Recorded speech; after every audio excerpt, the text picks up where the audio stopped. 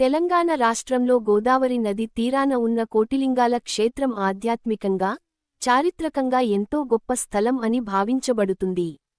కోటి లింగాలు ఉన్న స్థలం అనే అర్థంతో వచ్చిన పేరు కోటిలింగాల. ఈ ప్రాంతం గురించి పురాణగాథలు, స్థానిక కథలు, చారిత్రక ఆధారాలు కలిపి ఇది ఒక ప్రత్యేక పుణ్యక్షేత్రంగా నిలిచింది. చాలా కాలం క్రితం ఈ ప్రాంతం ఘనమైన అడవులతో నిండిపోయి ఉండేదని చెబుతారు. గోదావరి తీరంలోని ఈ నిశ్శబ్ద ప్రదేశం ఋషులు, మునులు తపస్సు చేయడానికి అనుకూలంగా ఉండేది. వారు లోకక్షేమం కోసం ఇక్కడ దీర్ఘకాలం ధ్యానం చేసేవారు. ఒకసారి అనేక మహర్షులు కలిసి పరమశివుని దర్శనం పొందాలని సంకల్పించారు. ప్రతి మహర్షి తన భక్తికి గుర్తుగా ఒక శివలింగాన్ని ప్రతిష్ఠించాడు. కాలక్రమేణా అక్కడ శివలింగాల సంఖ్య ఎంతో పెరిగింది. ఇవి కోటి సంఖ్యలో ఉన్నాయి అని భక్తులు నమ్మడం మొదలుపెట్టారు.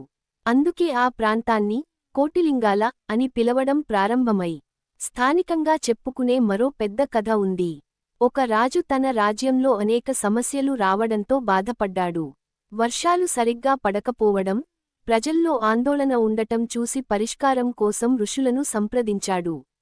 వారు శివారాధన చేయాలని సూచించారు.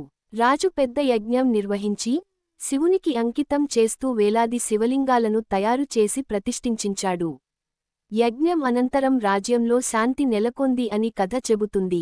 ఆ తర్వాత ఆ ప్రదేశం శివక్షేత్రంగా ప్రసిద్ధి చెందింది. భక్తుల నమ్మకం ప్రకారం ఇక్కడ శివలింగాన్ని దర్శిస్తే పాపక్షయం జరుగుతుందని విశ్వాసం. గోదావరి స్నానం చేసి శివార్చన చేస్తే ప్రత్యేక ఫలం లభిస్తుందని చెబుతారు. మహాశివరాత్రి సమయంలో ప్రత్యేక పూజలు జరుగుతాయి. ఒక లింగాన్ని పూజించినా కోటి లింగాలను పూజించిన ఫలం వస్తుందని భక్తులు నమ్ముతారు. కోటిలింగాల కేవలం ఆధ్యాత్మిక స్థలం మాత్రమే కాదు, చారిత్రకంగా కూడా ఎంతో ముఖ్యమైనది. పురావస్తు పరిశోధనల్లో ఇక్కడ ప్రాచీన నాణేలు బయటపడ్డాయి. పాత రాజ్యాలకు సంబంధించిన ఆధారాలు దొరికాయి.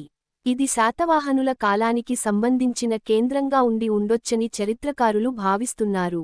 ఇది తెలంగాణలో అత్యంత పురాతన నాగరికత ప్రాంతాల్లో ఒకటిగా కూడా పరిగణించబడుతుంది. గుడి గోదావరి నది దగ్గర ఉండటం వల్ల ప్రకృతి అందాలు ఎంతో మంత్రముగ్ధం చేస్తాయి.